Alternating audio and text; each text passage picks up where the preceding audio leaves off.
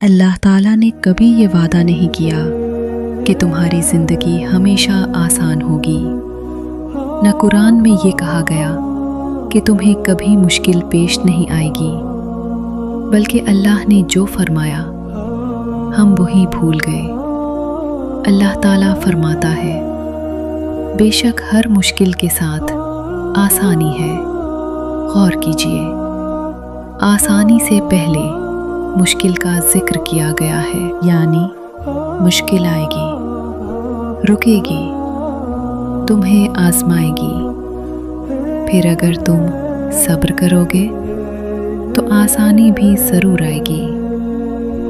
असल इम्तिहान मुश्किल का आना नहीं है, असल इम्तिहान ये है कि मुश्किल के वक्त तुम्हारा यकीन कहाँ खड़ा है।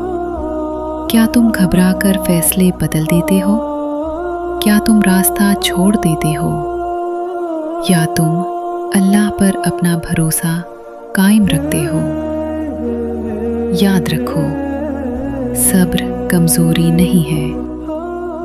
हमारे मुआशरे में सब्र को अक्सर कमज़ोरी समझ लिया जाता है, हालांकि कुरान के नज़दीक सब्र ताकत है, इस्तिकामत है और ईमान की मजबूती है। मुश्किल इंसान को तोड़ने नहीं आती, वो निखारने आती है।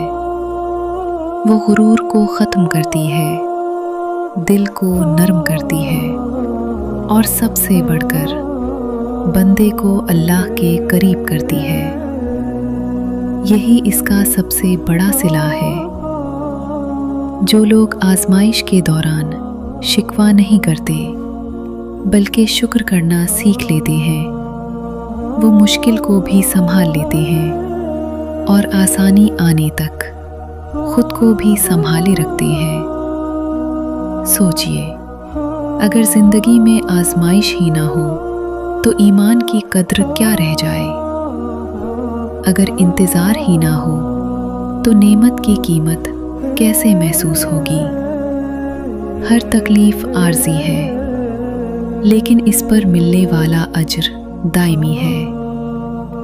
अल्लाह आसानी ज़रूर देता है, मगर अपने वक्त पर, अपने तरीके से और बंदे की ताकत के मुताबिक।